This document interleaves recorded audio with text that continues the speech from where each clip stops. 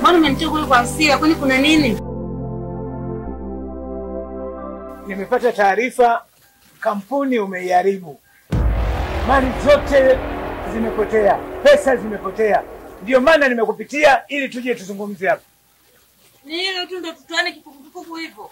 Sasa kama ningetaka kusema kule, yani ningekusema. Lakini nimekuleta hapa nyumbani ili nikwambie. Alafu vile vile hapa ndani wewe unakaa na bwana. Na sio utaratibu wetu. Na sio makubaliano yetu. Alafu vile vile ndugu yako chuoni haendi. Na pesa zote nimeshalipa. Sasa babangu, makelele yote hayo kwa ajili ya pesa au kwa ajili ya kitu kingine? Mali iliyopotea kweli unaweza ukairudisha? Sawa, sawa babangu. Tutafanya zilipo hizo pesa. Tutalipa. Kuna watu tunawadai. Tutalipa hizo pesa. Lazima nifoke, ni mali yangu. Wewe hujui mimi mali nimeipata vipi? Hujui kabisa. Wewe mali umezaliwa umeiona tu. Mimi ndio niliyepata tabu.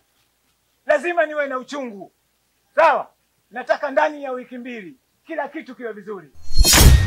Mwangalia sana huyu mtoto. Watu wewe na mimi mwanao. Pia ananihusu. Hapa ni nyumbani kwangu. Sawa? Huwezi kuleta mwanamume huko ndani.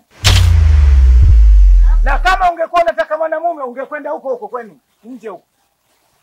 Pumbavu mkubwa.